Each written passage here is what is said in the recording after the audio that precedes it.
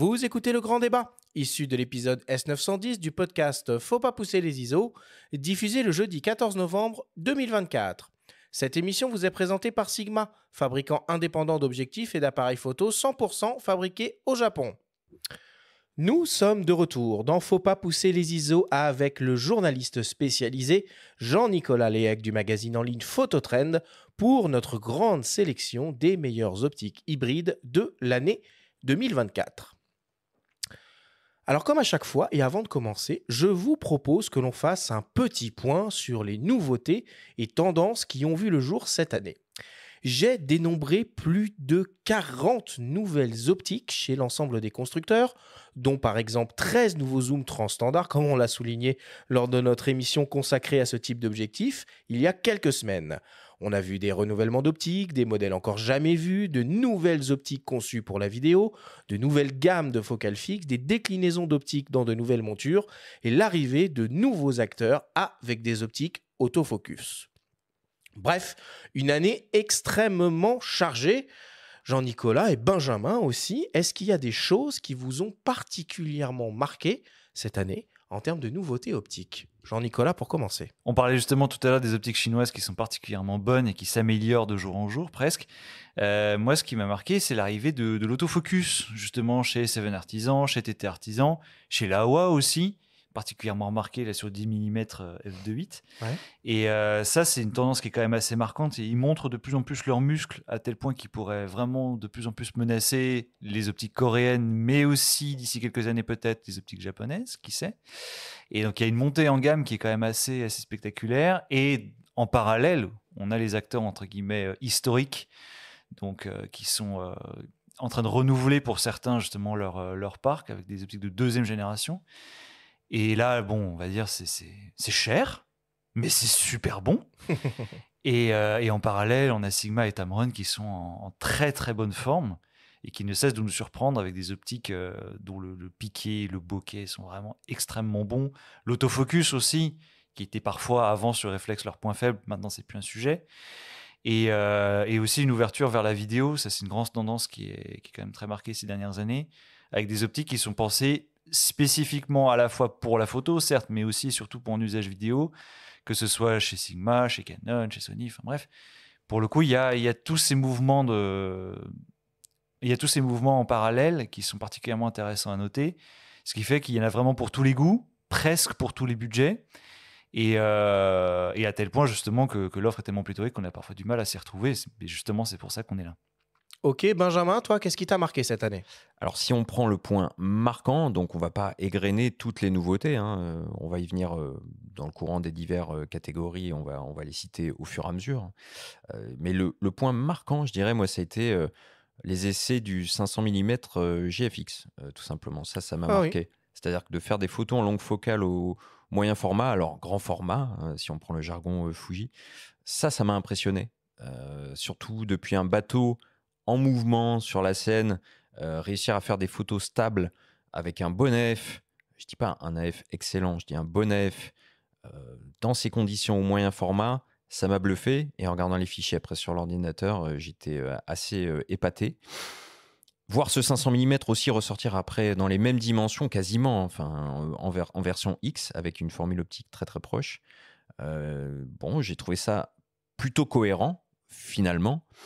Donc, le fait que ce soit une focale fixe aussi, alors que sur les réflexes, les zooms téléobjectifs avaient pris le pas un petit peu sur les focales fixes chez les animaliers, les 150-600 et consorts.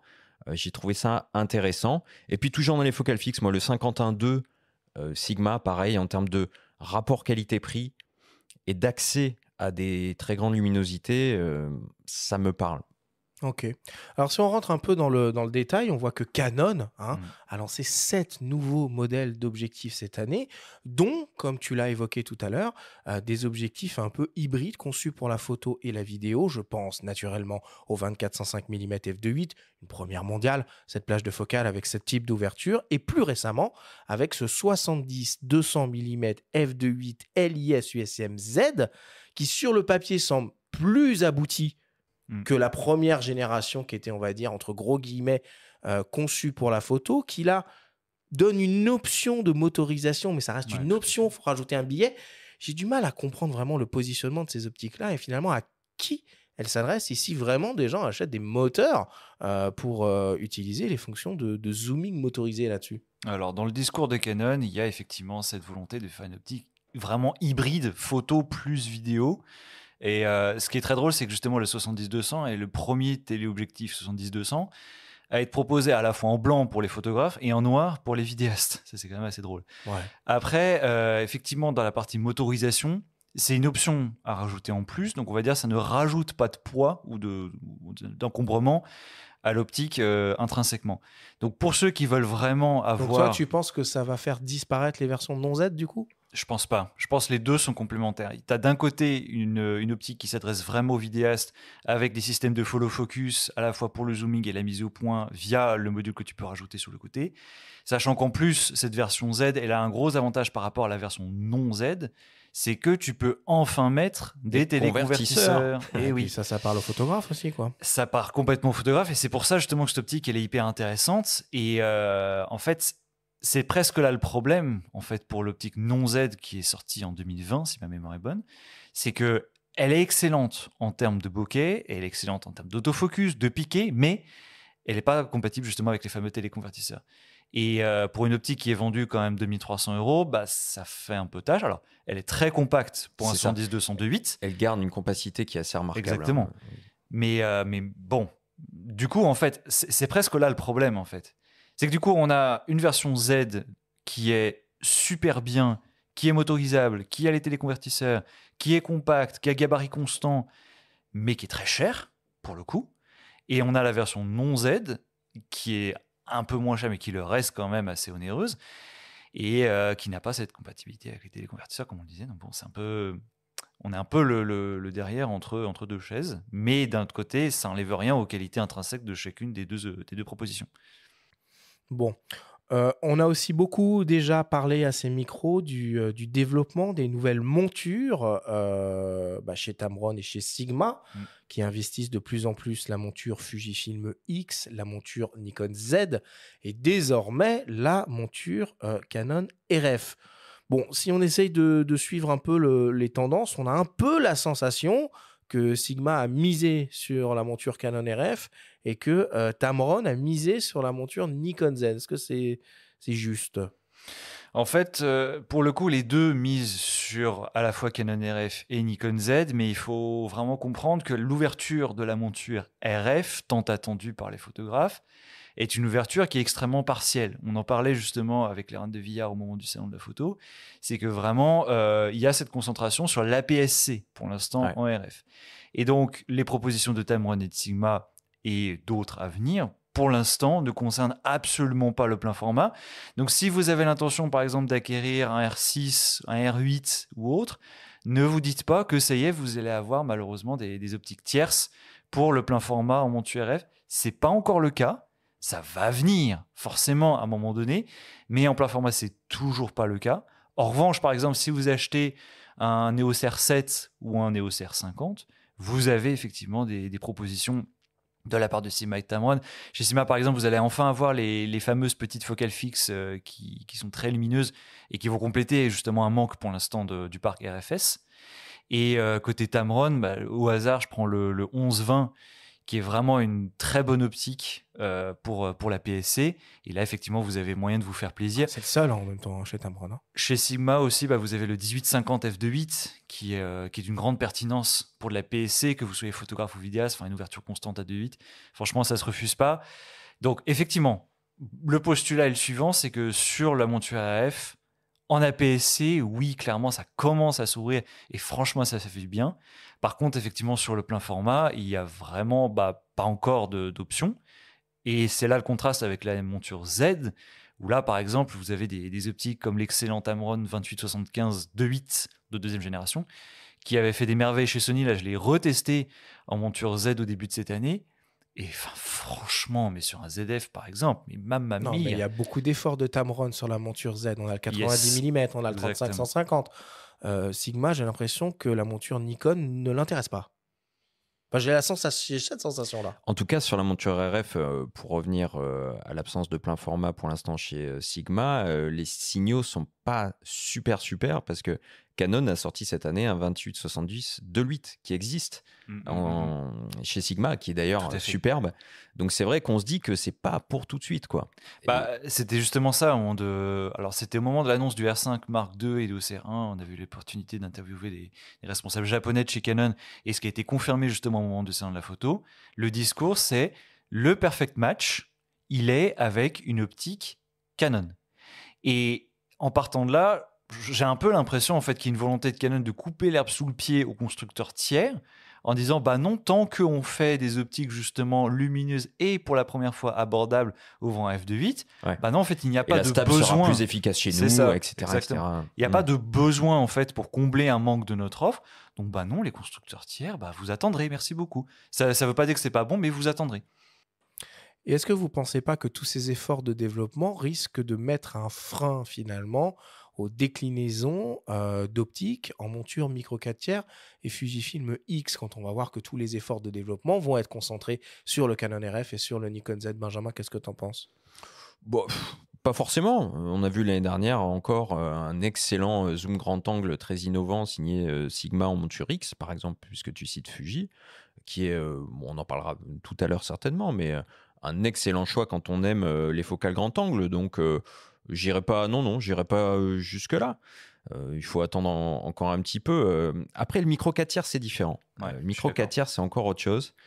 Ça reste un marché qui est moins effervescent, très clairement, mais qui est vivace, qui est là, qui existe. Je veux dire, aujourd'hui, quelqu'un qui va investir dans un boîtier micro 4 tiers, il aura un formidable parc optique. Après, dire que le micro 4 tiers est un investissement d'avenir en termes de de nouveautés, d'innovation, là, moi, j'irais pas m'avancer dans ce domaine-là.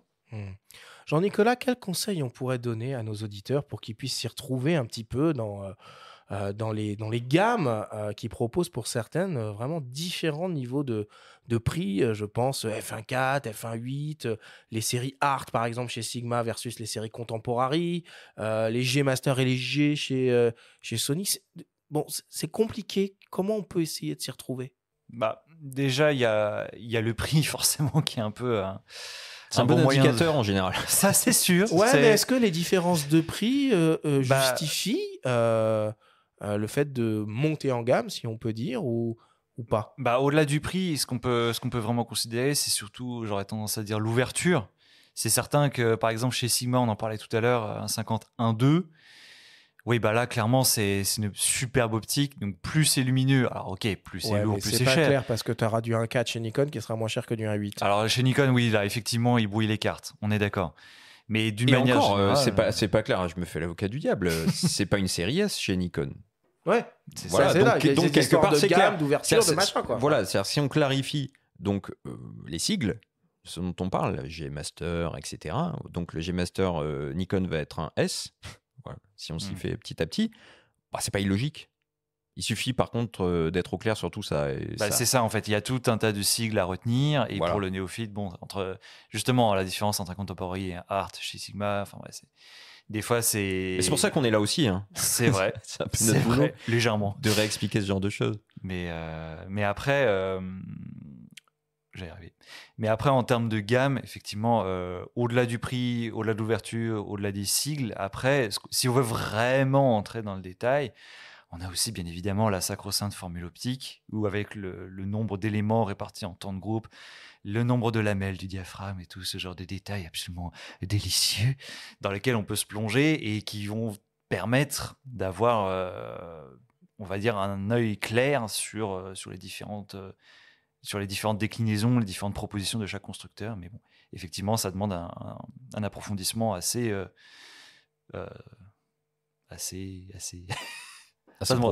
profond. Oui, voilà, exactement. Du coup, je rebondis. On voit des constructeurs, Sony évidemment, mais on voit aussi Fujifilm maintenant qui commence à sortir des secondes générations d'optiques.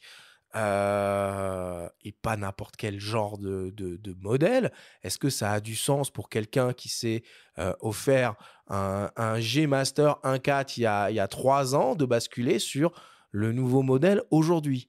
Ça dépend. Alors déjà, est-ce que vous êtes riche ou non? Premièrement, ça peut être un bon moyen de commencer. Mais après, au-delà de ça, il faut voir en termes d'usage. Est-ce que, par exemple, vous trouvez que le bokeh, si vous avez quelque chose à redire sur l'ancienne génération, peut-être effectivement qu'un passage, si vous êtes surtout un professionnel, ça peut être un bon investissement.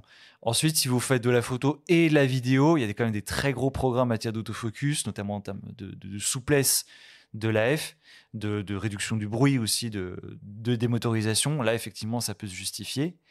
Et c'est vrai que pour le coup, les propositions de deuxième génération sont généralement assez stratosphériques, vraiment tous les critères, c'est-à-dire qualité d'image, bokeh, autofocus, stabilisation aussi pour les optiques Ouais, moi en stabilisées. premier, j'irais sur surtout le gain de poids, quoi.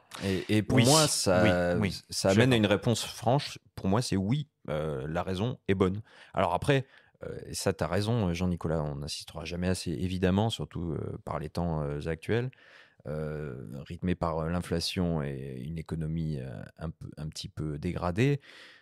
Ça peut être très cher, notamment on citait les ouais. G Master 2, c'est très très cher. Après, Fuji qui sort enfin la deuxième version de 130 standard un peu roi, le 1655, quand on voit le gain de poids octroyé par cette optique et le Je suis gain d'accord. en termes de mise au point, qui permet enfin de tirer parti des progrès réalisés sur des boîtiers comme le XH2S et consorts. Là, oui, c'est pertinent, en fait. Quand on investit dans un tel boîtier et qu'on utilise le zoom de première génération, on peut se retrouver frustré par une certaine lenteur, par le bruit de la mise au point, par la lourdeur de l'ensemble. Donc, ça fait quand même pas mal d'arguments pour basculer. Mais c'est là qu'on va en parler aussi. Il y a le ratio. C'est toujours finalement ce qui aiguille le choix. Le ratio qualité-prix. Voilà. Et est-ce que ça a encore du sens aujourd'hui pour des utilisateurs d'hybrides Canon, Nikon ou Sony APS-C d'investir dans des optiques APS-C quand on voit finalement que le parc de modèles disponibles n'a pas vraiment tendance à se développer? Est-ce que si on se projette un peu sur le futur, est-ce que ça a du sens d'investir dans l'APS-C, quoi? Et ça, c'est une question intéressante. Hein. Ouais. Mais d'autant plus que la réponse, c'est à nouveau oui, selon moi, parce que notamment, tu cites Canon et Nikon. Aujourd'hui, on a une monture qui est clairement universelle pour les deux, c'est-à-dire commune en tout cas.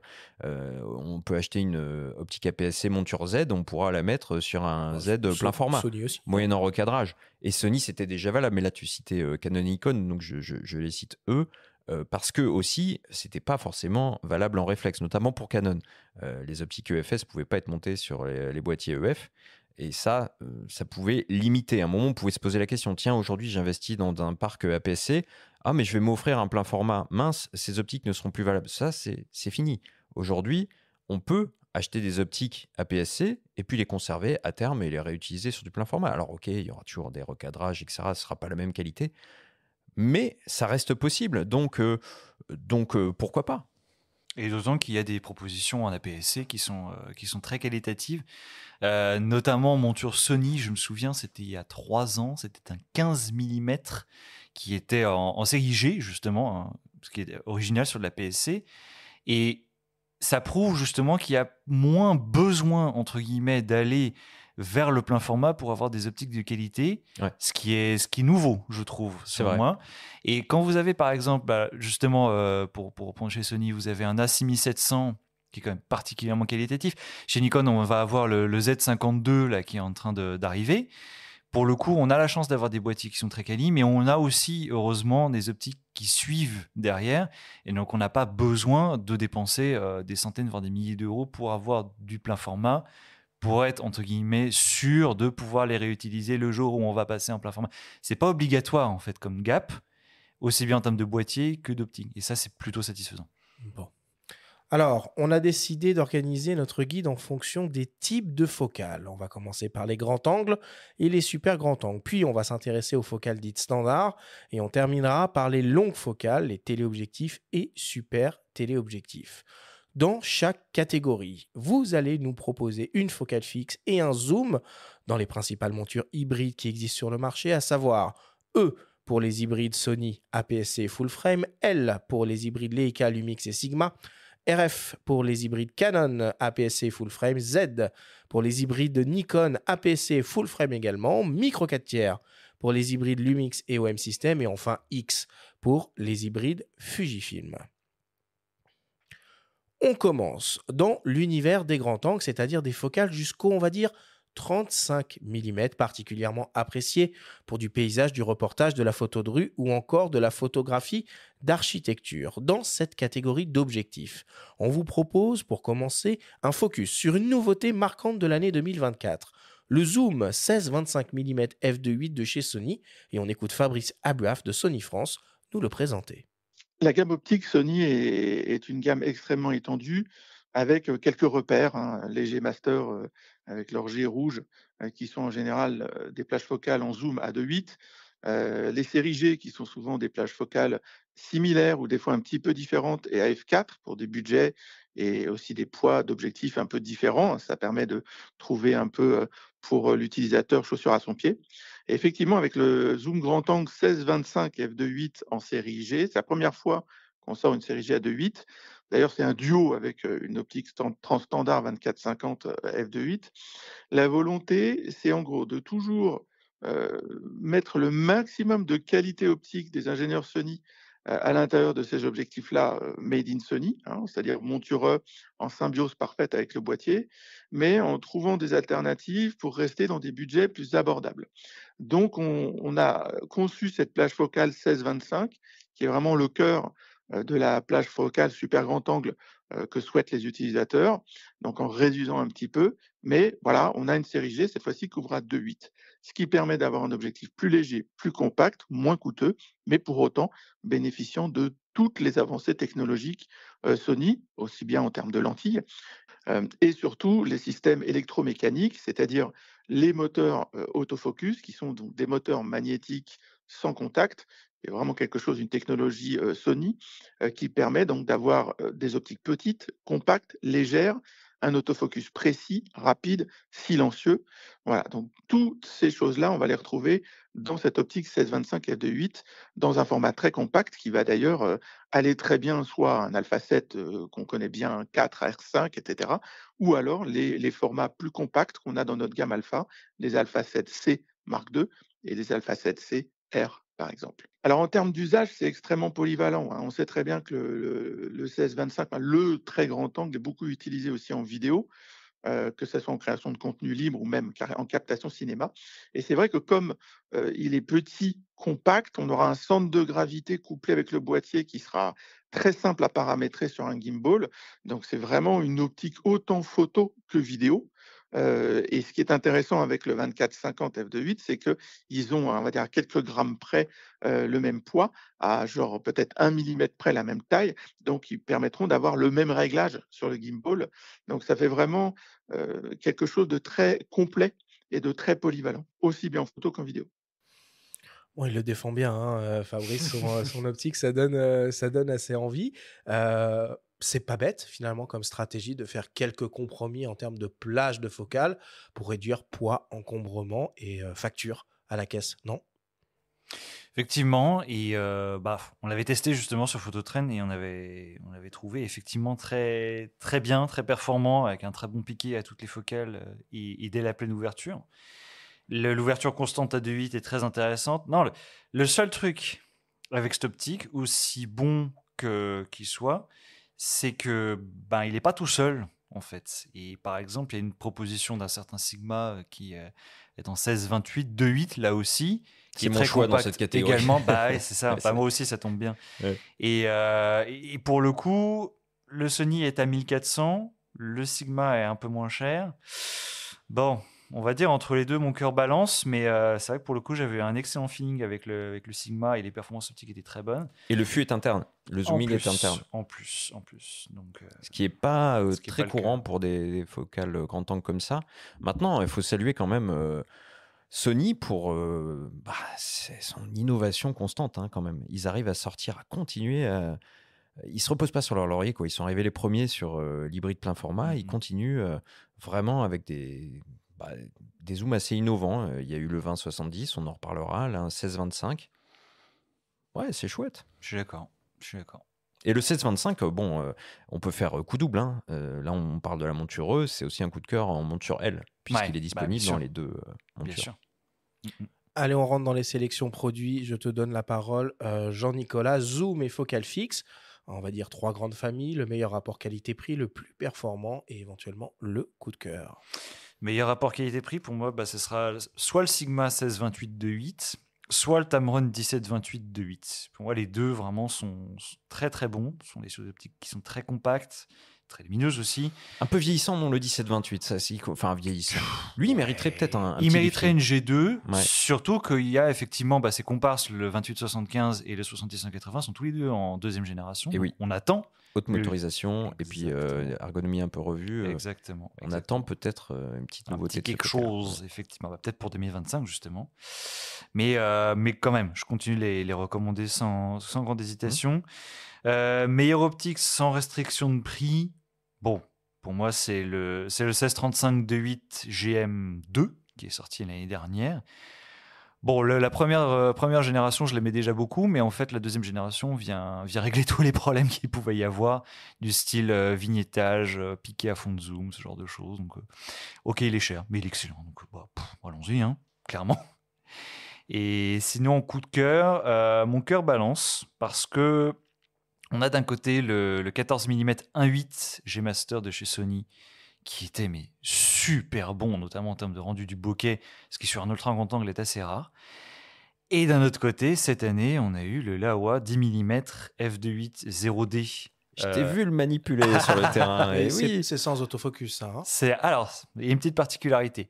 C'est qu'en monture E et en monture Z, donc Sony et Nikon, on a l'autofocus. Et par contre, en monture Canon RF et en monture L aussi, il n'y a pas d'autofocus. Donc, ça dépend. Et pour les montures qui ont l'autofocus, justement, donc E et Z, franchement, c'est super bon. J'ai eu aucun problème de mise au point avec, sauf en très basse lumière, effectivement. Et pour l'archi, oui, puis la distorsion est remarquablement c'est contenue, ça. c'est impressionnant. C'est exactement ça. Mm. Et franchement, les bords sont pas étirés, ce qu'on aurait pu craindre justement avec une surcorrection des distorsions. Et l'homogénéité est vraiment très bonne. Donc pour le coup, et en plus le gabarit est maîtrisé. Donc pour moi, oui, c'est vraiment l'un de mes coups de cœur de l'année 2024. Et pour l'Ultra Quantum, pour moi, c'est vraiment celle-là que je recommanderais, toutes montures confondues, avec effectivement cette restriction au niveau de l'autofocus pour les montures RF et L. Ce qui d'ailleurs pour la monture L est difficilement explicable parce que le protocole est ouvert. Enfin, il n'y a pas de difficulté particulière de ce côté-là, contrairement à Canon. Mais pour l'instant, malheureusement, en monture L, on n'a pas la possibilité de profiter de l'autofocus, contrairement à E et Z. Bon, on a beaucoup parlé de Sony, de Tamron, de Sigma. On a donc embrassé la monture Sony E, un peu la monture L. Si on s'ouvre un peu aux autres montures, des alternatives peut-être en Canon RF, en micro 4 tiers, en Fujifilm X, autour de cette thématique du grand angle. En monture Canon, pour moi, en meilleur rapport qualité-prix, il y a le 14-35 f4, même s'il est cher. Il y a le 15-35 2.8 qui reste la référence. Mais après, par exemple, il y avait via la bague d'adaptation EF RF. Donc, oh là, je vais sortir une antiquité là. Bah oui, bien sûr. Mais c'est nécessaire en fait. Hein. Bah c'est ça, surtout sur ces gammes de focales là. Moi, je me souviens très bien des IRIX 11 et 15 mm qui étaient vraiment très bonnes. Et d'ailleurs, justement, j'ai eu un 15 mm que j'ai revendu parce que je l'utilisais peu. Mais alors, c'est des optiques manuelles. Mais franchement, même encore maintenant, ça reste très bon en termes de performance optique. Donc, on aurait tort de s'en priver. Oui, moi, j'avoue que chez Canon, j'ai un petit faible pour le 10-20 mm qui est quand même assez extraordinaire, qui me refait penser au 11-24, que j'ai eu l'occasion de tester et qui est assez remarquable en termes de gestion de la distorsion. Voilà. Mais c'est très typé, c'est très cher, donc ce ne sera pas pour tout le monde. Voilà, c'est ça. Fujifilm X et Nikon Z pour terminer sur cette catégorie de grand angle. Nikon Z, on a la chance d'avoir le 17-28 2.8 qui est un peu, on va dire, clairement du Tamron Rebadgé, qui est très bon. La grosse référence absolue, c'est le 14-24 f2.8 S, en monture Z qui est génial. Et après, en monture X, alors si on veut du gros lourd, on a le 816 de 8 et qui est vraiment, qui est super bon. Mais perso, là, en plus justement avec le XM5 de chez Fuji que je suis en train de tester, il y a le 1024 F4 qui est vraiment bon. Et pour le coup, c'est sympathique. Et sinon, pour aller chez les opticiens tiers, moi j'aime beaucoup aussi le Samyang AF12 mm f2. Je trouve que c'est vraiment une bonne optique, bien sympathique, bien positionnée, en plus vraiment bon rapport qualité-prix. Donc je trouve une bonne chose à considérer. Et si on veut toujours un opticien tiers, on a le Viltrox 13 mm f1.4 qui est disponible en monture X. Et alors là, par contre, que vous fassiez de l'architecture ou de l'astro, waouh, voilà. Ouais, je compléterais, moi, en termes de zoom, donc en tant que d'abord en monture Z par le 1430, moi F4, que je préfère. Ah oui. En termes de compacité et ratio, j'étais très très surpris par les résultats, par le piqué. Enfin, je trouve que c'est une optique remarquable. Il faut juste s'accommoder du fait que c'est un zoom rétractable. Enfin, c'est ça. Voilà. Ça j'aime pas trop. Au départ, ça peut déranger. Je m'y suis fait. Je trouve que finalement, c'est une optique qui est pas trop lourde, pas trop encombrante et vraiment excellente. Et puis après, si on va sur la monture X, je recite une optique dont on a parlé tout à l'heure, c'est le petit 10-18 f2.8 de Sigma que je trouve absolument remarquable. oui. Alors là, en termes de compacité, ratio compacité, luminosité, performance, les yeux fermés. Alors pour terminer sur cette catégorie des grands angles, zoom et focale fixe, est-ce qu'il y a une optique qui est sortie cette année qui a été un peu votre coup de cœur, on va dire, quelle que soit la monture dans laquelle elle est proposée? Ouais, moi qui aime beaucoup les focales grand angle, j'ai pas eu de coup de cœur sidérant cette année. J'ai bien aimé la proposition de Viltrox, là tout récemment, avec le 28 mm f4.5. Là, pour le coup, qui est fun. T'es ultra compact. Le 28 mm, c'est une focale que je trouve très polyvalente. Et pour le coup, c'est une optique à la fois abordable, donc ultra compacte, avec un autofocus qui peut faire office de bouchon de boîtier et en même temps être utilisé. Donc, je citerai celle-là. Et toi, Jean-Nicolas? Moi, je reste sur le Laowa 10 mm de 8, franchement, qui est juste extraordinaire. Et surtout, qui m'a redonné vraiment envie de refaire de la photo d'architecture avec un ultra grand angle. Et je me souviens justement d'une séance photo sur la nouvelle gare de Pleyel, là, de la ligne 14 au nord de Paris. Franchement, mais vous pouvez tellement vous amuser avec ce type d'optique et le fait justement qu'il n'y ait pas de distorsion. Et le fait que la motorisation est soit bonne, enfin bref, franchement, c'est un vrai plaisir à utiliser. Et non, vraiment, c'est un de mes coups de cœur de l'année, tout court. Donc, Bon. Allez, on continue et on change de catégorie de focale et on s'intéresse aux focales standards qui vont aller, on va dire, du 35 au 85 mm. Je sais que c'est très arbitraire, mais il faut bien encadrer un minimum les choses. Je ferai pas de commentaires. Ce type d'objectif est particulièrement apprécié pour du reportage, de la photo de rue et dans une certaine mesure aussi du portrait. Et là, on va commencer par les focales fixes. Et on vous propose un petit focus sur les nouvelles optiques f1.4 entrée de gamme proposées par Nikon qu'il est difficile de comparer aux séries S f1.8. On écoute Hicham Bououlaoun nous expliquer. Effectivement, on vient un petit peu renverser la table de ce qu'on avait pu faire en gamme réflexe sur ces optiques à très grande ouverture f1.4. On était habitué, lorsqu'on voyait des ouvertures f1.4 chez nous, chez Nikon, à avoir des optiques extrêmement chères, extrêmement encombrantes, extrêmement qualitatives aussi. C'était comme ça qu'on reconnaissait ces grandes optiques très quali. C'était corrélé à l'ouverture. Là, on vient changer un peu la donne avec une nouvelle gamme, effectivement 1.4, parce que déjà on a pu aller jusqu'à des optiques qui ouvrent à f1.2, qui sont les plus qualitatives de la gamme, en gamme S, et on a vu qu'il y avait de la place entre ce 1.2 et ce 1.8 pour une gamme f1.4 qui allait démocratiser ces grandes ouvertures. Ce ne sont pas des gammes S, on en a deux pour le moment, qui sont le 35 mm f1.4 et le 50 mm f1.4, mais qui restent quand même sur une qualité de construction très quali.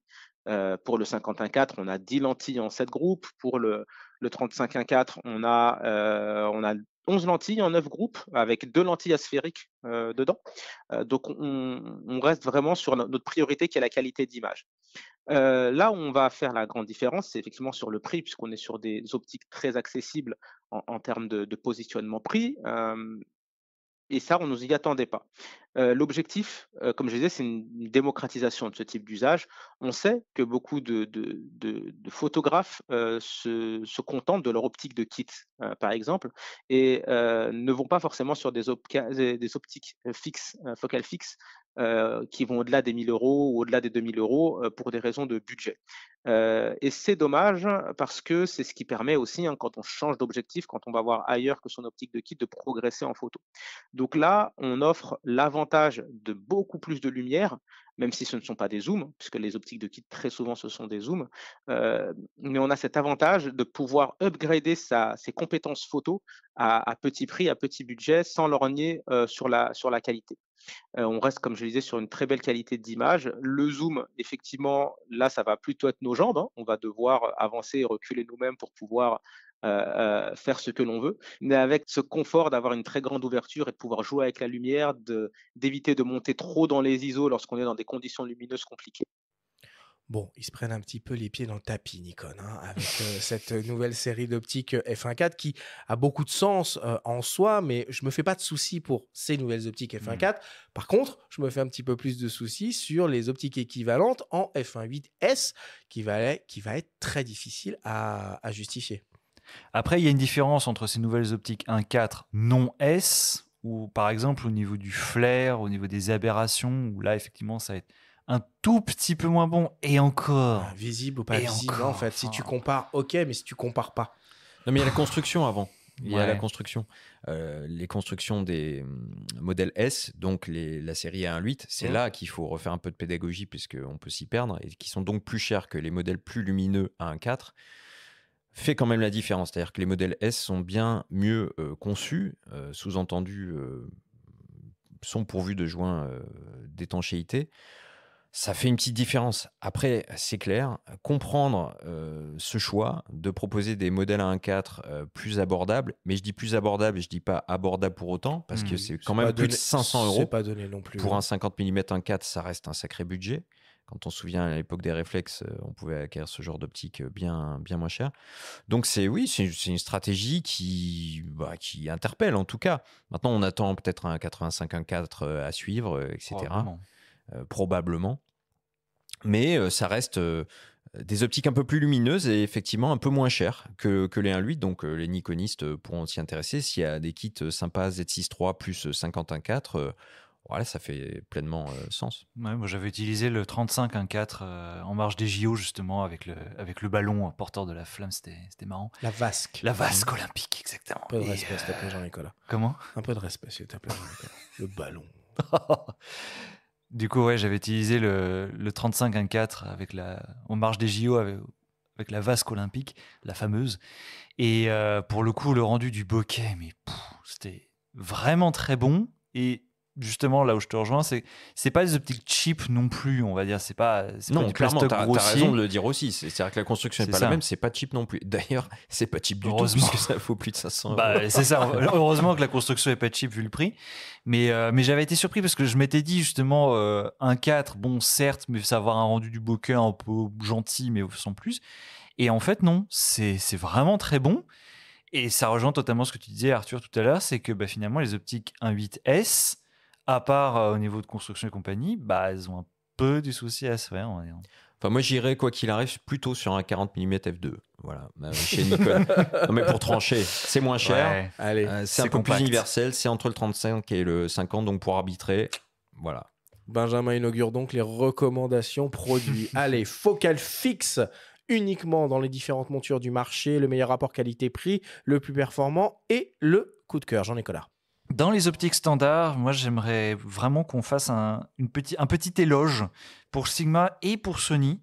Alors chez Sigma, il y a la catégorie I avec un fût en métal et notamment on a le 35 et le 50, le 35 F2 des GDN Contemporary. Pour le coup, c'était vraiment un coup de cœur parce qu'elle est très très sympa à utiliser et en plus elle est assez robuste.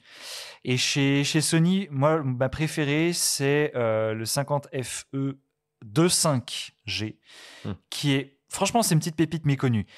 Franchement, j'adore l'utiliser, et pas que justement avec les boîtiers compacts style A7C et compagnie, même avec un A7 IV et compagnie, franchement, ça rend super bien.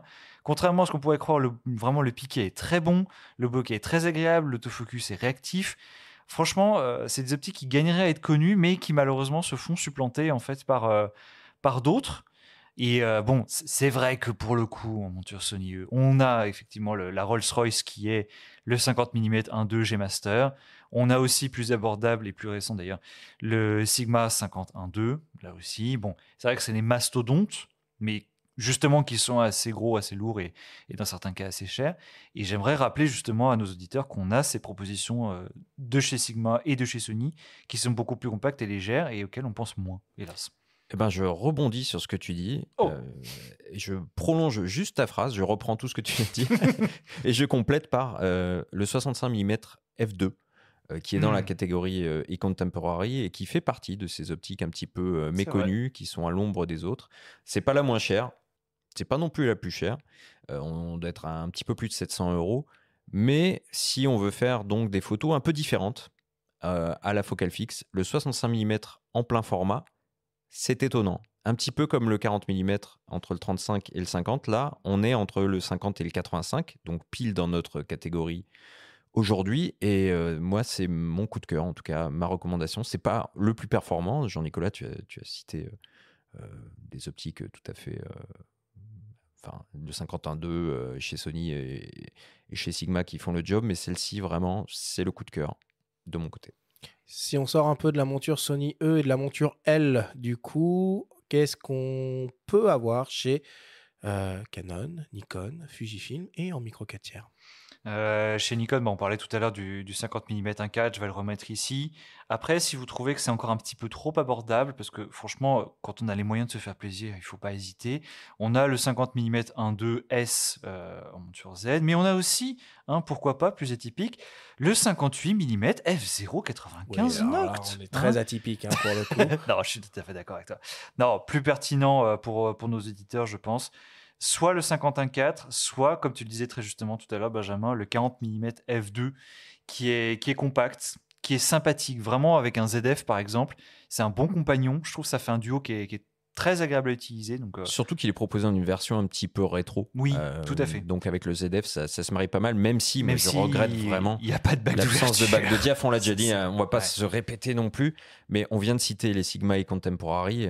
Le jour où elles arrivent en monture Z, celle-là, 3 points de suspension. Je suis bien d'accord. Sinon, en autre monture, on va passer à Canon. Alors, vraiment d'entrée de gamme, pour le coup, on a le 58 pardon. Vraiment d'entrée de gamme, on a le 50 mm 1.8 STM. Bon, c'est très entrée de gamme pour le coup. Je trouve que ça rappelle un peu trop la version Reflex parce que c'est quand même brouillant, mais bon. Oui, mais c'est abordable. C'est-à-dire que là, pour le coup, quand même, c'est-à-dire que tu t'offres pour la première fois un R8 où t'as pas un gros budget, mais le plein format te fait rêver. Tu prends un R8, un 50 STM. Ouais, mais j'aurais aimé quelque chose de plus quali. Voilà, quoi. En fait, c'est ça le problème, c'est que je trouve déjà qu'il est quand même suffisamment cher pour ce que c'est, et il est pas dingo non plus. Ouais, mais je suis pas d'accord. En montures, rapport qualité-prix, en complément d'un zoom, ça permet d'avoir une optique un peu lumineuse, de s'amuser. Et même si je te rejoins, ça pourrait être meilleur. C'est pas un coup de cœur, on est sur le rapport qualité-prix. Ouais, mais je trouve que c'est un problème de la monture RF. Là, pour le coup, le manque d'alternatives, typiquement sur ce segment, se fait cruellement sentir. Et c'est dommage quand on sait que Canon est capable de nous sortir justement un RF 35 mm f1.4L VCM, donc avec une nouvelle motorisation, là aussi pensée à la fois pour la photo et la vidéo. Et on a une bague de diaph non crantée en plus, qui est assez géniale. Et optiquement parlant, comment tu peux dire qu'une bague de diaph non crantée, c'est génial? Explique-moi à la 2 secondes là. Pour le coup, justement, j'étais comme toi. Je me disais, non cranté, c'est une aberration complète pour les photographes. Et finalement, en fait, tu peux passer très rapidement d'une ouverture très lumineuse à quelque chose de plus fermé en cas de besoin. Moi, j'aime bien. Arrête. Je suis peut-être iconoclaste. Arrête. Le plaisir du clic-clic, je sais. Non, mais j'étais comme toi au début et sur le terrain. Bon, on va dire on s'y fait. Mais en tout cas, ça n'enlève rien au fait que... Les vidéastes sont en train de nous manger tout cru. Qui peut plus, peut le moins. Quand tu as le côté clic, déclic, c'est parfait. Mais tu l'as pas le clic sur ces optiques-là? Non, tu peux même pas l'avoir. C'est que des clics, quoi. Pourquoi ils ont pas mis le double truc? Je dis quand tu l'as, mais tu l'as de plus en plus, donc ça c'est bien. Pourquoi ils l'ont pas mis? Eux, ils vont te dire parce que c'est des optiques qui sont pensées pour la vidéo et en photo, t'as pas besoin de bac de diaph parce que tu peux directement le régler avec le pouce ou l'index sur ton boîtier. Mais je suis d'accord avec toi. Franchement, c'est pas bon, c'est discutable. Bon, en tout cas, on parle peu de micro 4 tiers depuis tout à l'heure. Il faut quand même en parler un petit peu. Et moi, du côté des focales fixes standard, je citerai le 20 mm f1.4 Pro chez OM System. Alors là, pour le coup, quand on aime un 40 mm, c'est pas léger, mais c'est magnifique. La construction est superbe, le rendu aussi. Donc, moi, j'irai là-dessus. Pour terminer, Jean-Nicolas, un petit point sur la monture X en focale fixe. Ouh là là, en monture X, on en a des choses parce que on a le XF 33 mm 1.4 qui est quand même très sympa, mais on a aussi chez Sigma le 30 mm 1.4 qui est très bon. On a le 27 mm 1.2 Pro de chez Viltrox qui est vraiment un coup de cœur pour le coup avec un équivalent de 40 mm qui est non seulement bien construit, bien pensé avec une bague de diaph et qui en plus a une ouverture très lumineuse. Ah, pour le coup, c'est très bien. Et sinon, si on veut vraiment quelque chose d'ultra compact et qui se marie très bien avec un Fuji X-M5, on a le 27 mm 2.8 de deuxième génération. Alors certes, la motorisation est un peu bruyante et parfois un manque de précision, mais un petit pancake justement pour un boîtier aussi compact, franchement, ça se refuse pas. Et tiens, moi, devant X, je vais rajouter GF, juste pour le plaisir, juste pour le fun. Mais j'ai eu l'occasion de tester le 55 mm 1.7, donc qui fait l'équivalent d'une focale standard sur le GFX 100S2. Nice. Et donc là, on n'est pas dans le rapport qualité-prix, mais on est dans la performance et dans le coup de cœur. Et je citerai celle-ci parce que pour le coup, j'ai été vraiment très, très impressionné et marqué par le type de photo qu'on arrive à obtenir avec cette optique. Je pense qu'en fin de saison, Benjamin, quand on fera la hotte du Papa Noël, tu seras de couleur verte. Cette année, j'ai ce... Ça dépend, je suis très caméléon. Bon, allez, on continue toujours dans les focales fixes, mais on passe au zoom. Et on vous propose un petit focus sur le 28-45 mm f1.8. Constant de chez Sigma, un zoom hybride ultra lumineux encore jamais vu. On écoute Foucault Prové de Sigma France nous le présenter. C'est assez simple, en fait, vous connaissez tous le 18-35 f1.8 DC HSM de chez Sigma, qui est une optique sortie en 2012, qui était le premier zoom à ouverture 1.8 constante de l'histoire, et qui couvrait à l'époque le format APS-C, qui a rencontré un succès plus que phénoménal et à vrai dire assez inattendu, compte tenu de l'encombrement que proposait ce zoom à l'époque pour un court zoom standard APS-C. Donc un succès phénoménal et l'envie avec le passage à l'hybride et on va dire la prise de pouvoir du plein format sur le marché de la photo, de trouver un digne successeur à cette optique. Et c'est de là qu'est parti le concept du 28-45 DGDN f1.8. En fait, le concept du 18-35, le tout premier, était d'offrir la qualité de plusieurs focales fixes dans un zoom. Ce qui était assez exceptionnel, et en plus rajouter à ça la grande ouverture. Alors, ce qui fait que bien sûr on a un zoom qui n'est pas ultra compact, compte tenu des focales qu'il couvre, mais d'après tous les tests qu'on a reçus, alors je peux vous donner le discours de nos ingénieurs, mais c'est peut-être pas ça qui va vous intéresser le plus, mais tous les tests qu'on a pu réaliser auprès de testeurs indépendants nous confirment qu'on est sur un niveau de qualité optique au moins digne d'une focale fixe qui ouvre à 1.8, voire digne d'une focale fixe qui ouvre à 1.4.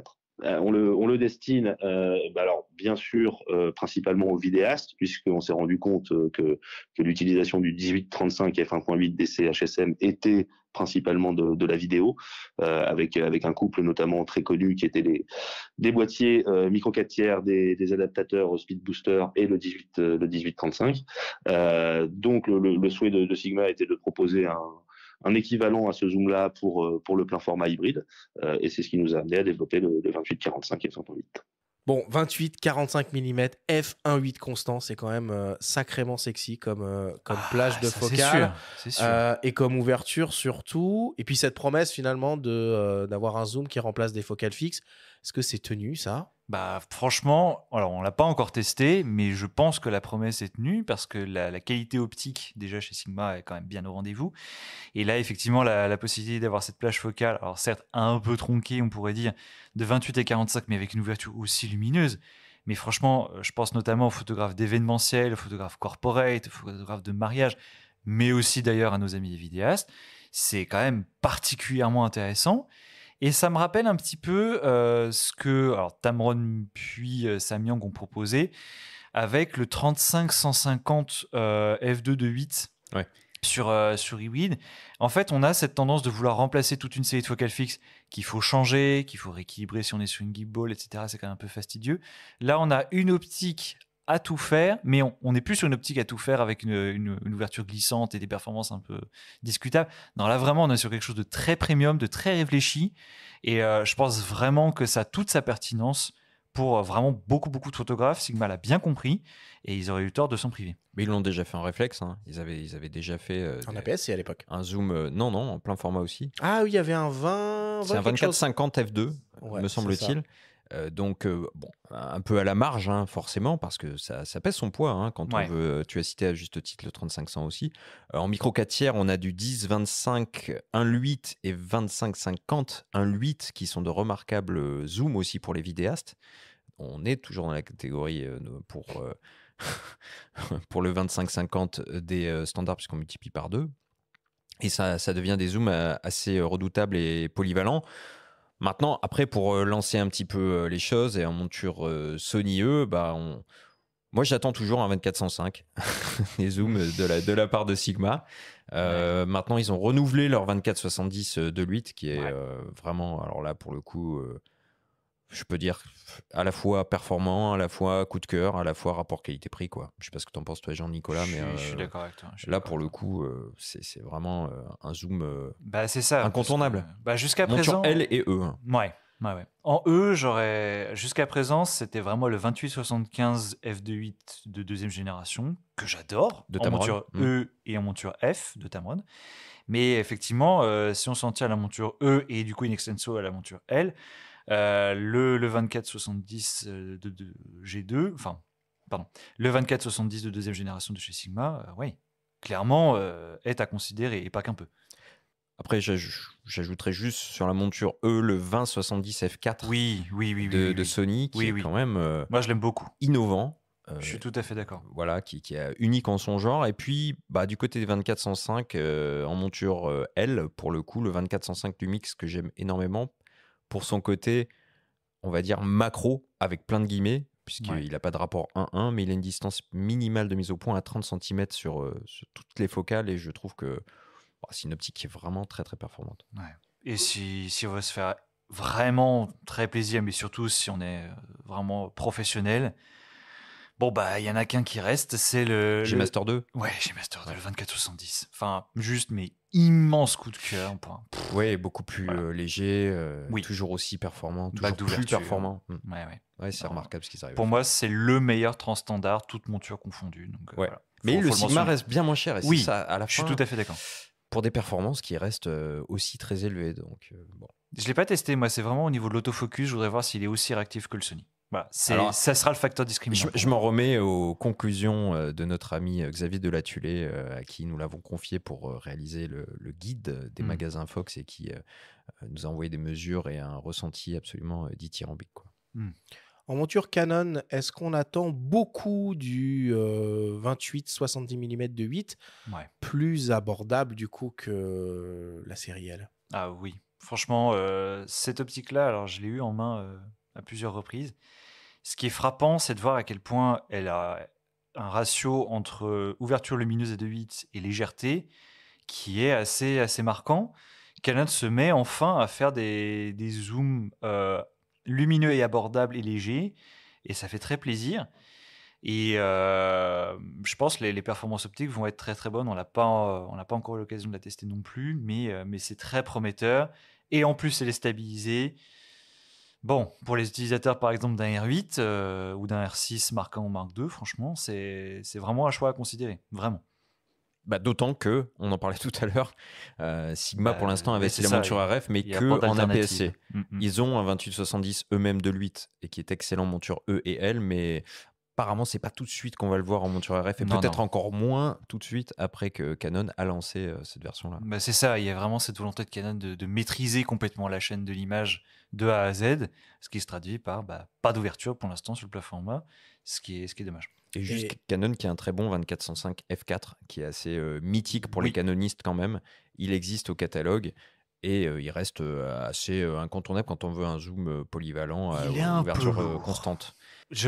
Pour le coup, en plus, c'est une optique que j'ai en perso pour Il est l'instant. perfectible, très perfectible. Voilà, il est très très bon, mais il a quand même des aspects un peu agaçants, notamment un piqué à fond de zoom qui pourrait être encore meilleur. Mais moi, c'est le poids en fait. Et un qui me bon dérange. point, alors moi au-delà Oui. du poids, c'est plus l'encombrement. C'est-à-dire que effectivement, Les deux, ouais. quand on zoome à fond de zoom, Oui, C'est un- c'est boss costaud, on va dire. ouais, on pourrait peut-être faire mieux. Oui. A contrario, chez Nikon, où les choses sont un peu plus ouvertes, on a vu l'arrivée du 28 75 mm f2.8 G2 de chez Tamron, proposé en monture Nikon Z.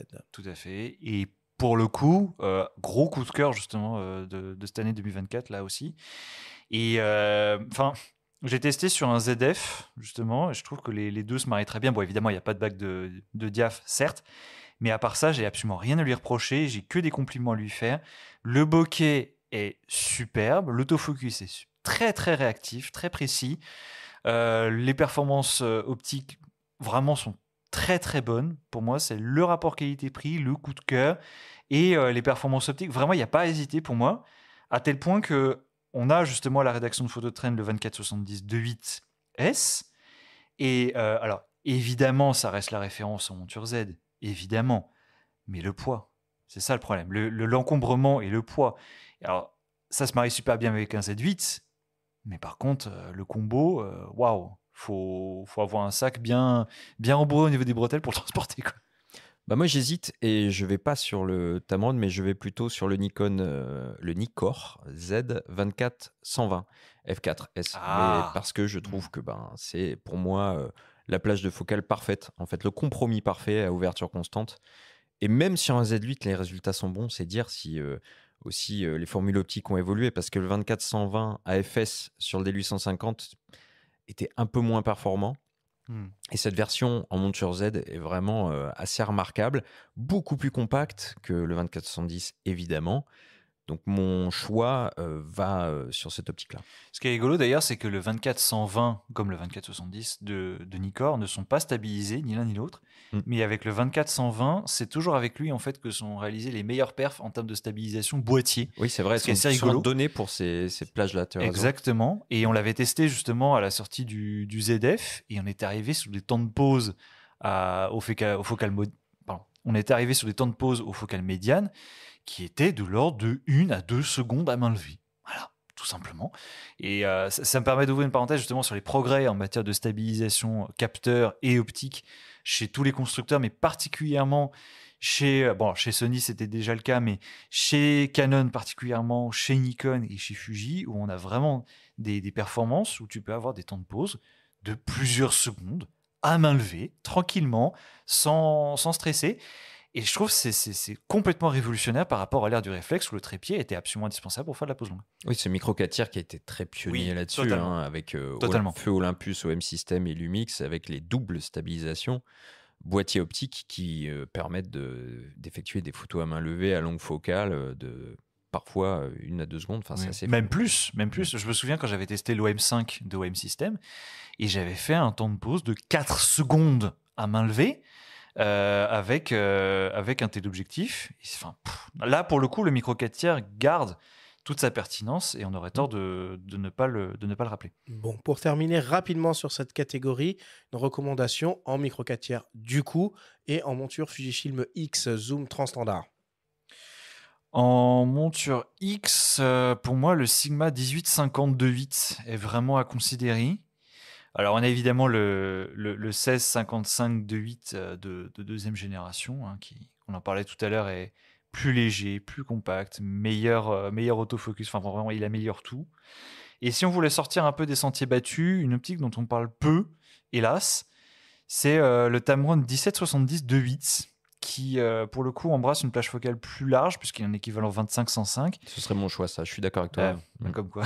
Et non, franchement, je ne sais pas pourquoi on en parle peu, peut-être parce qu'elle est un peu plus grosse que ce dont on a parlé. Mais honnêtement, je trouve que c'est un très bon rapport qualité-prix. Par exemple, si vous avez un A6400 ou encore mieux un A6700, je trouve que c'est vraiment une optique à considérer. Vraiment. Ouais, mais j'aurais aimé le 1680 f4, mais non.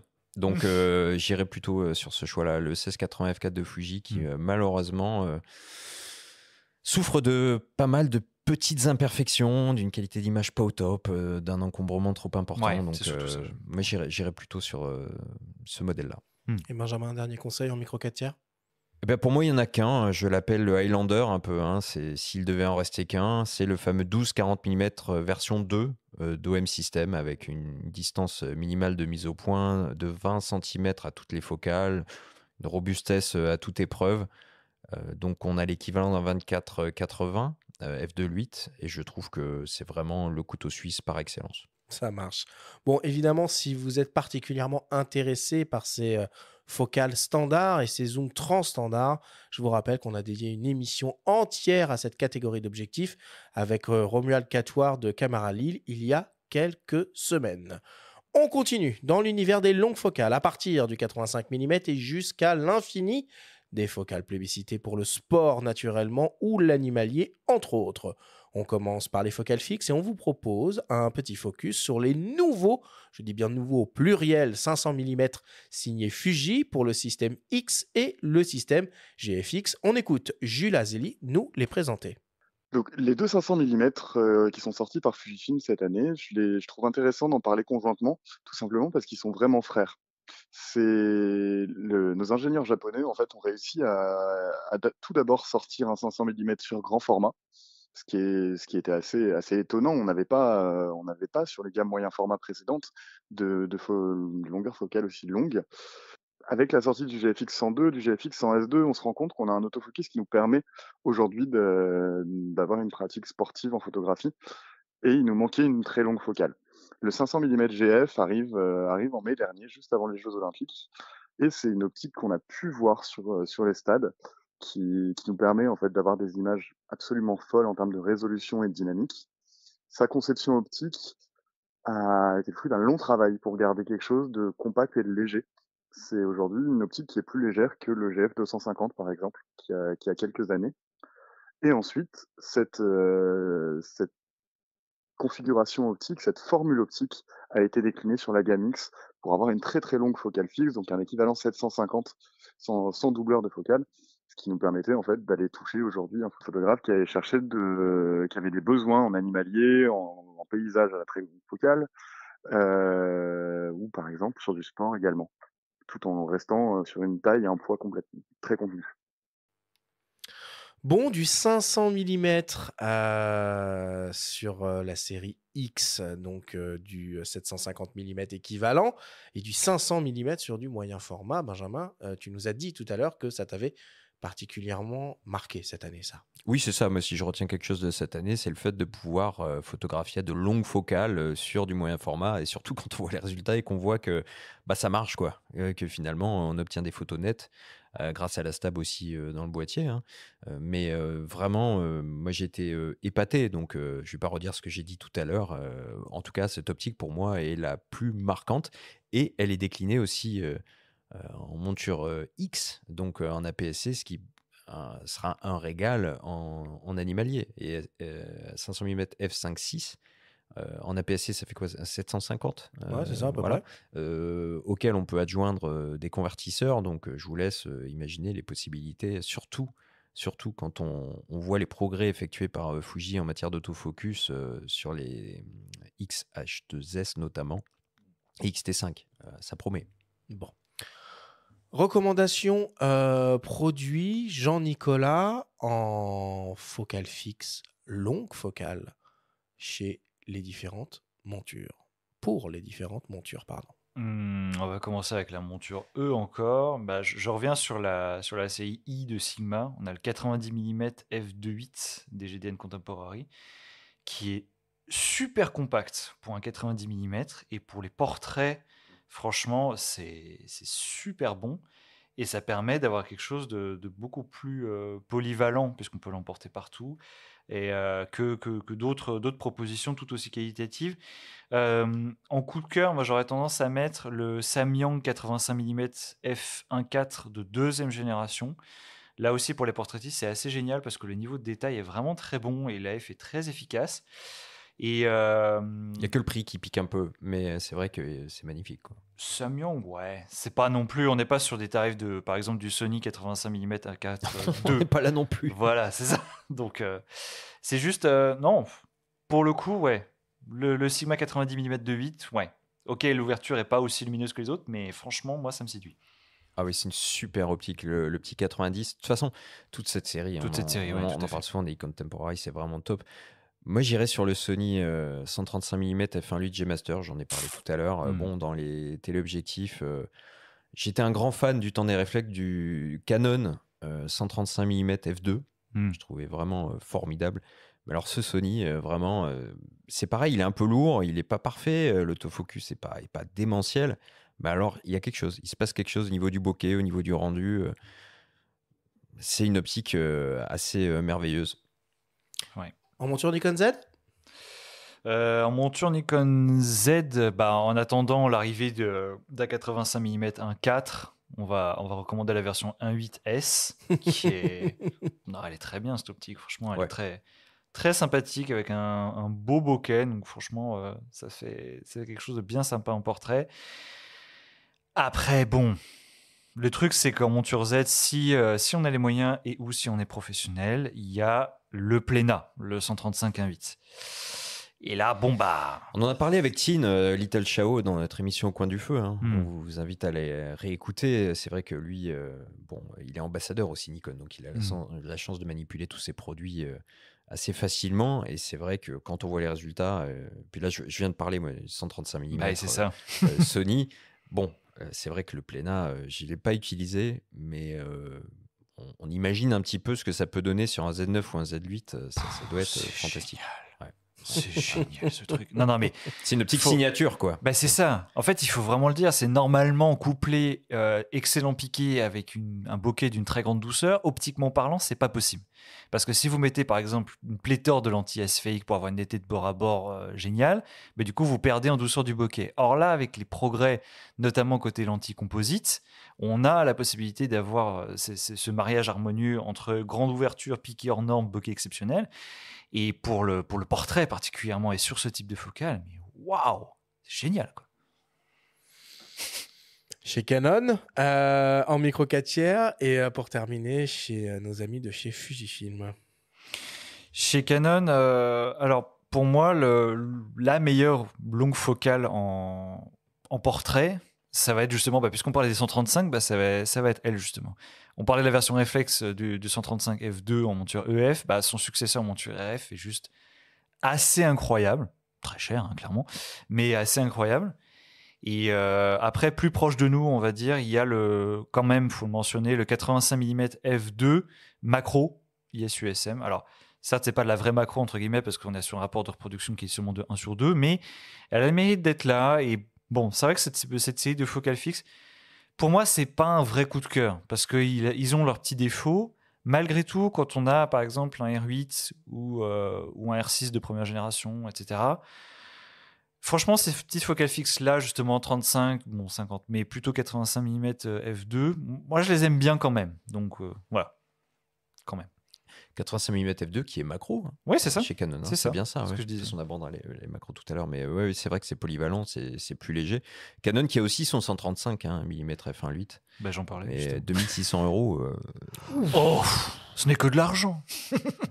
Voilà quoi. Non, mais c'est souvent le problème. Et c'est pour ça que c'est bien. C'est vraiment une formidable nouvelle que la monture RF soit ouverte.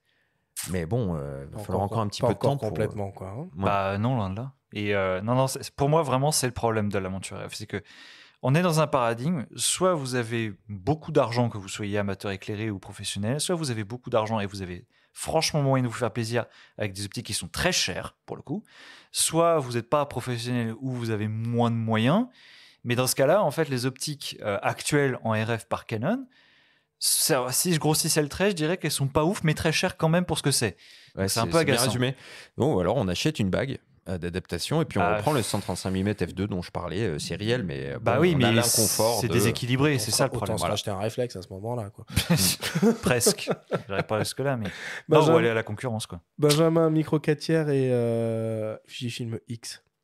Donc là, on est toujours quoi, Focal dans, fixe, dans, focal dans la fixe. focale fixe. Hein.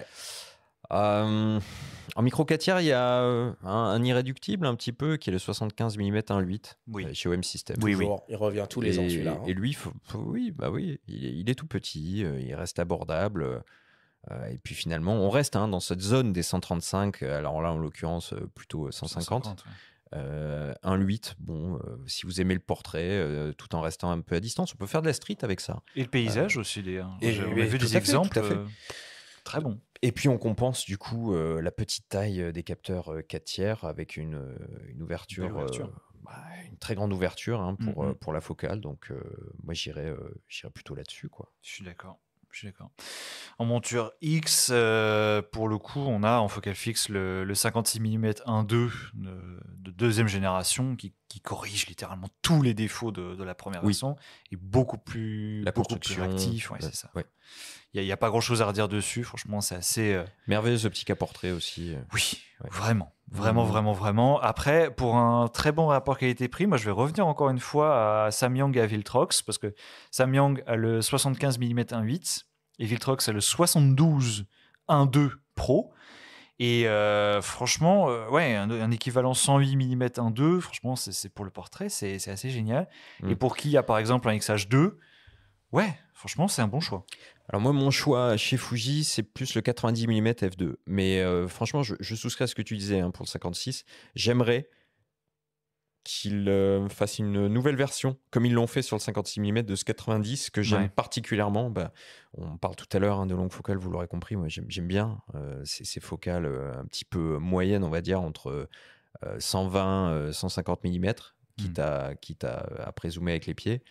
Mais en termes d'optique à portrait ou d'armes discrètes en photo de rue, c'est une focale que j'aime énormément. C'est vrai, un peu vieillissante, il faut le reconnaître, mais qui, du point de vue du piqué, toujours pareil, des résultats, reste tout à fait au goût du jour. Il n'y a que l'autofocus qui est pas aussi performant.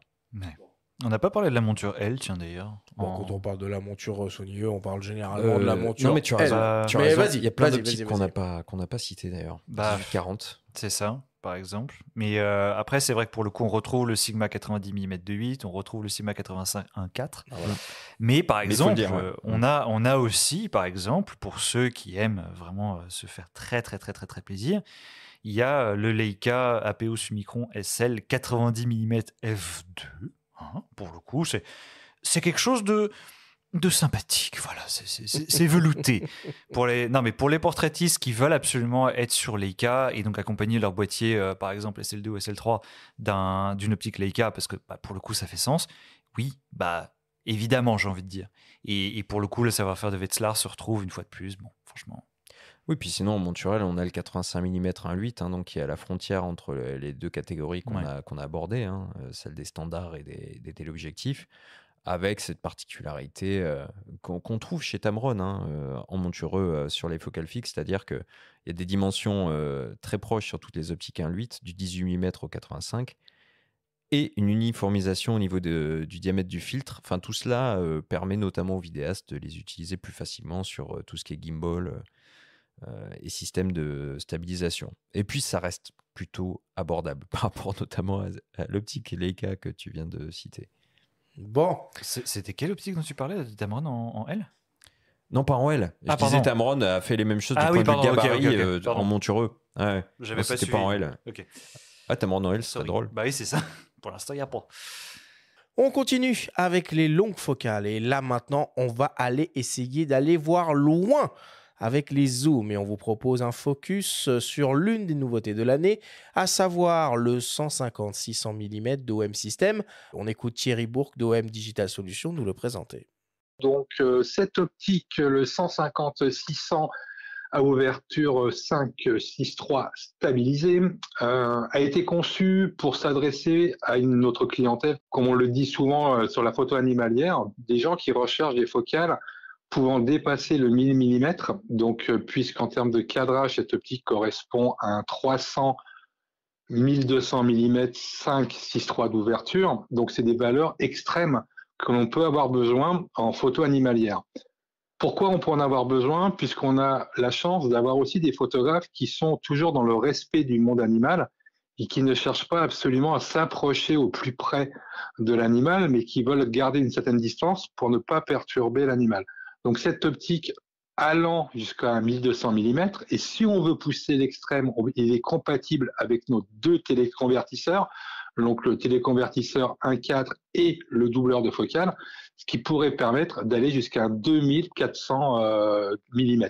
Donc ce sont des choses incroyables que l'on peut avoir dans un volume hyper attractif, puisque cette optique fait moins de 2 kg. Donc, dans ces caractéristiques techniques, il y a 2 éléments à prendre en considération qui sont primordiaux pour nous, c'est la tropicalisation, puisque cette optique propose une tropicalisation, donc on peut sortir avec, on peut travailler en étant dans des conditions météo compliquées, et bien sûr, on a également cette possibilité d'avoir la stabilisation qui va venir se synchroniser avec notre stabilisateur du boîtier, donc ça veut dire qu'on va avoir l'axe horizontal-vertical qui va être amplifié par l'optique via le boîtier. Donc, on va avoir des résultats ultra performants. Il est très important d'être hyper bien stabilisé avec ce genre d'objectif, lié à sa valeur focale, encore une fois. Quand on a un 1200 mm à bout de bras, eh ben, la stabilisation prend un rôle primordial. Allez, on y va dans les sélections produits si on veut se faire plaisir pour aller voir très loin avec des zooms. Jean-Nicolas. Alors, tout dépend. Est-ce que tu veux loin, mais pas si loin que ça, ou loin super loin? Parce que c'est pas pareil. On va dire en téléobjectif standard chez Sony, pour moi, l'incontournable vraiment, c'est le 70-180 2.8 de deuxième génération. La seule chose que je lui reprocherais, c'est sur les sujets vraiment très rapides qui foncent vers vous. Là, l'autofocus, parfois, va être un tout petit peu mis en difficulté. Et c'est ça qui va marquer la différence, par exemple, avec un 70-200 f2.8 ou même f4 de deuxième génération, vraiment de chez Sony. Mais pour le coup, le Tamron a un excellent rapport qualité-prix. Et vraiment, les performances optiques sont super bonnes. Donc, pour moi, non seulement gros coup de cœur, mais aussi très bonne performance. Mais sans oublier, effectivement, les références de chez Sony, forcément. Voilà. Et après, en vraiment super lointain, il y en a une que j'aime particulièrement, même 2 d'ailleurs maintenant, c'est ça qui est drôle. C'est chez Tamron, ils ont le 50-400 et le 50-300 à ouverture glissante, hein, évidemment. Mais pour le coup, vous prenez un 100-400, vous lui rajoutez une petite focale fixe à 50 mm, et ça donne ça, et c'est hyper polyvalent. La qualité d'image est super bonne, surtout sur le 50-400 d'ailleurs. Et vous avez ce mariage entre courte et ultra longue focale qui fait que c'est génial non seulement pour la street, bon évidemment c'est un peu encombrant, mais pour de l'animalier aussi. Et sur le 50-400, vous avez cette espèce de petite botte secrète avec une distance de mise au point qui est ultra courte et un bokeh de folie. Et je l'avais utilisé sur un salon du modélisme et j'avais réussi à sortir des photos mais extraordinaires que j'avais vraiment pas du tout pensé que je pourrais obtenir. Et donc en cela, il est beaucoup plus polyvalent et intéressant selon moi que le standard 150-500 mm toujours de chez Tamron qui a le mérite d'exister. Hein. Franchement, par exemple au niveau de la stabilisation, c'est super bon, mais voilà. Oui, il est chouette, le 150-500 Tamron.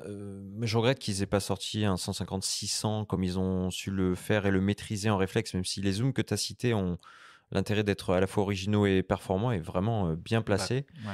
Moi, mon choix, il va sur le Sigma, justement, 150-600, que j'adore, qui est pas très léger. Hein, il fait 2,1 kg quand même. Hein. Ouais, c'est ça.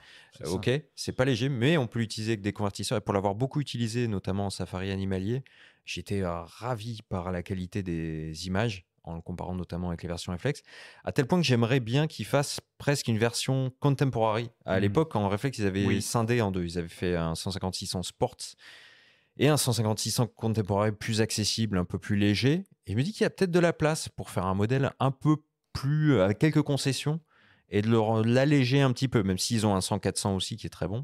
Oui, le 100-400 est super bon de chez Sigma. Qui est vraiment bon aussi, voilà.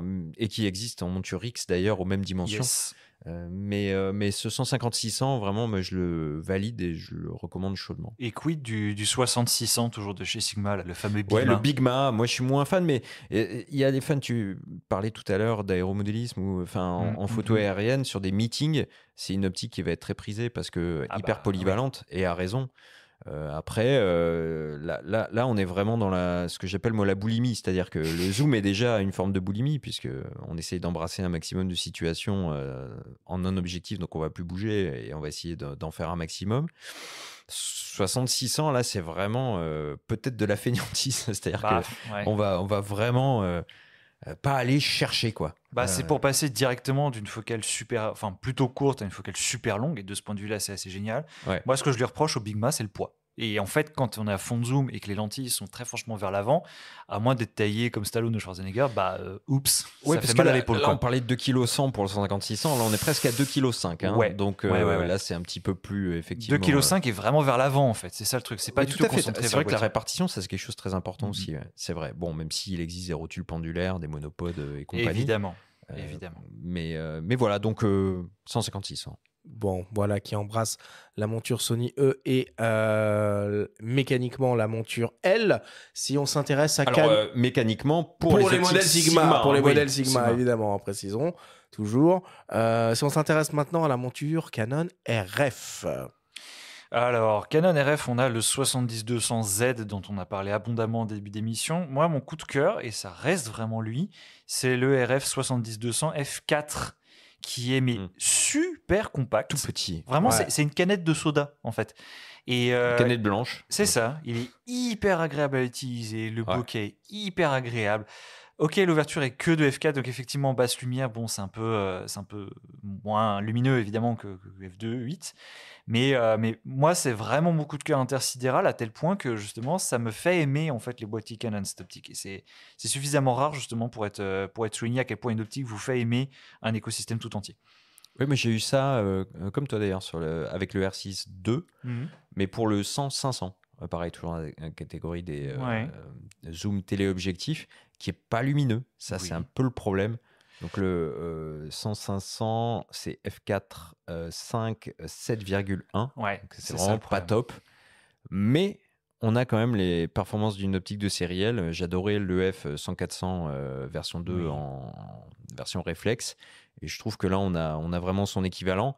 Et après, si on va dans le domaine du déraisonnable, de l'absurde, du coup de cœur absolu, le 100-300 de l'UIT, je l'attendais. Là est une optique absolument fabuleuse qui vaut plus de 12 000 euros. Ouais. Oui. Mais pour, on va dire, les performances, on est vraiment là dans l'ordre de l'absurde, comme le Noct 58 mm tout à l'heure.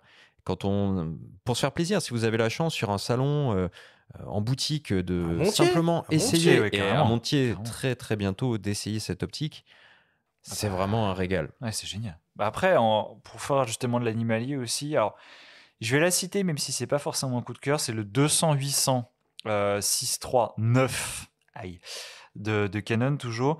Bon, pour l'animalier, en plus, vous pouvez le coupler avec les téléconvertisseurs. C'est la seule optique non L à avoir une robe blanche, d'ailleurs. C'est assez rigolo.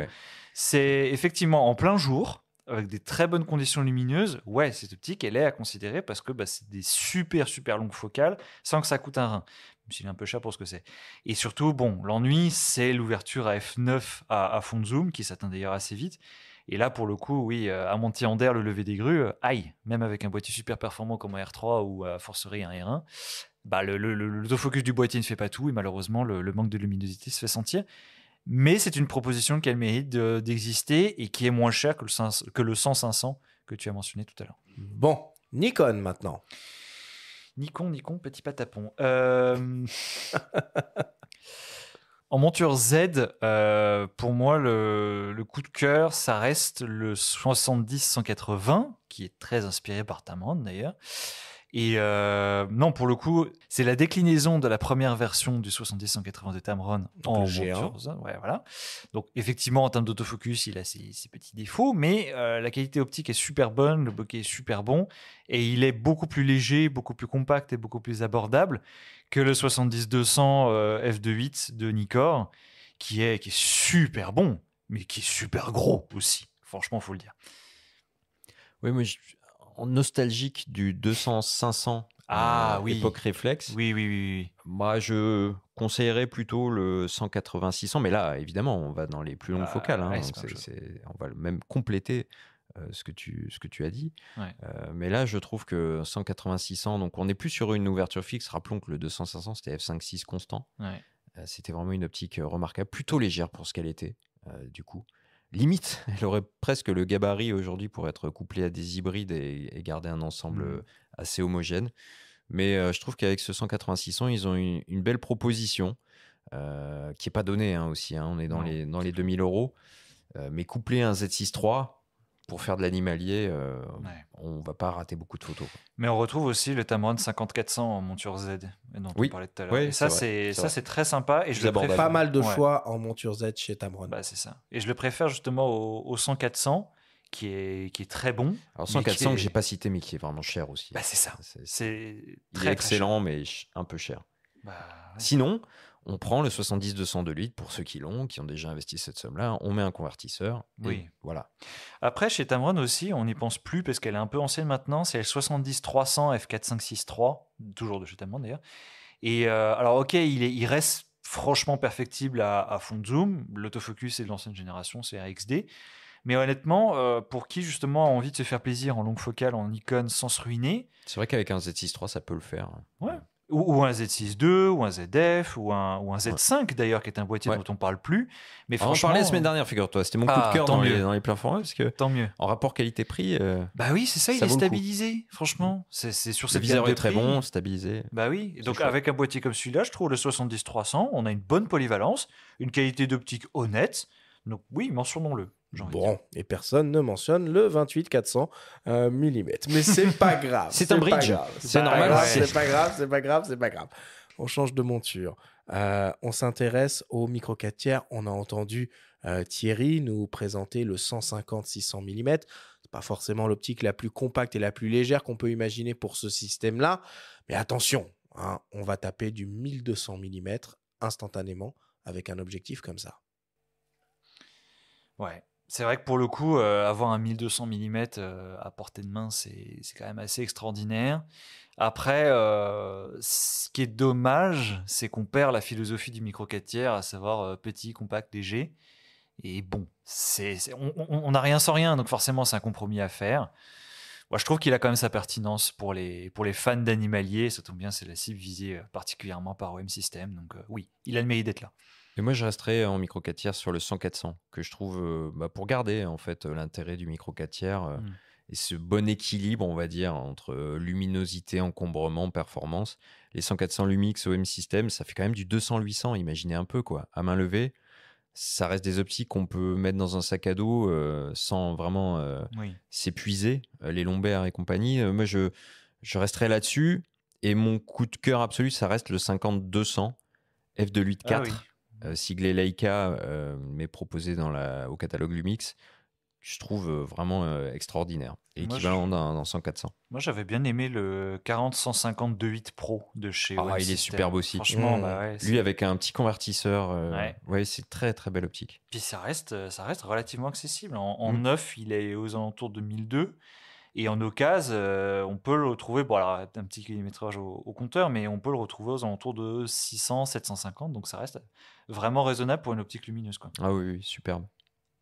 Et sinon, en monture L, je fais une petite parenthèse parce qu'il y a. Alors, on a Sigma, effectivement, on en a parlé en long, large et en travers, mais ils ont leur 70-200 qu'ils ont sorti l'année dernière. Qui est très très bon optiquement, qui est très très bon au niveau du bokeh. La seule chose, effectivement, alors l'encombrement constant vient au détriment de la compacité et de la légèreté. Il est quand même un peu lourd. Et ce qui est drôle, c'est de voir que le Leica a sorti sa propre déclinaison, justement, le 70-200 2.8, qui vient enfin clore la trilogie des zooms super lumineux de chez Leica. Donc, effectivement, c'est un goût de Sigma rebadgé. Bon, c'est un peu grossier de dire ça, mais pour le coup, pour les gens dont on parlait tout à l'heure qui ont la chance d'avoir un hybride Leica, oui, bah là forcément c'est tout à fait recommandable, et d'ailleurs plus que le 90-280 qui n'était pas à ouverture constante et qui coûte un petit peu cher. Allez, la monture X pour conclure. La monture X, on a un formidable zoom 150-600 là qui pour le coup est plutôt équilibré. On est aux alentours de 1600 grammes et c'est vraiment excellent. Si on aime le sport, l'animalier, Ouais. sur un H2S, alors là, on a un combo vraiment un peu fatal.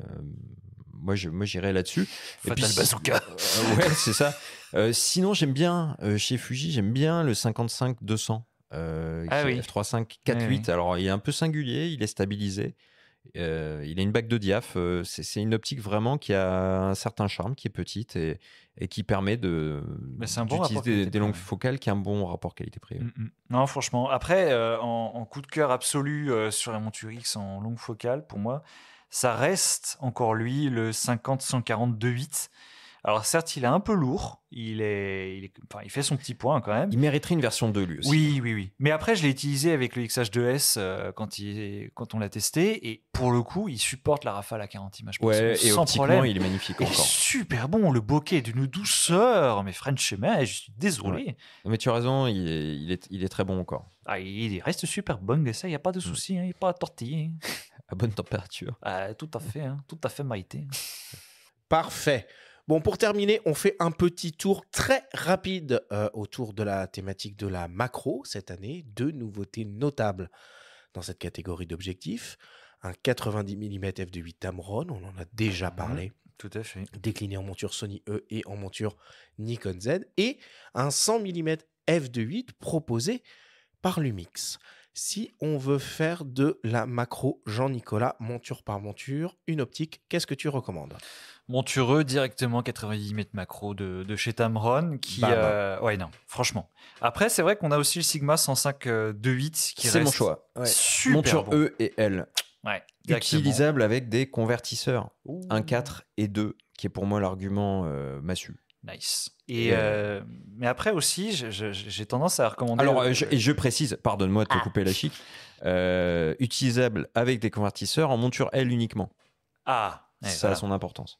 Et ça valide ton choix pour la monture E. J'avais raison.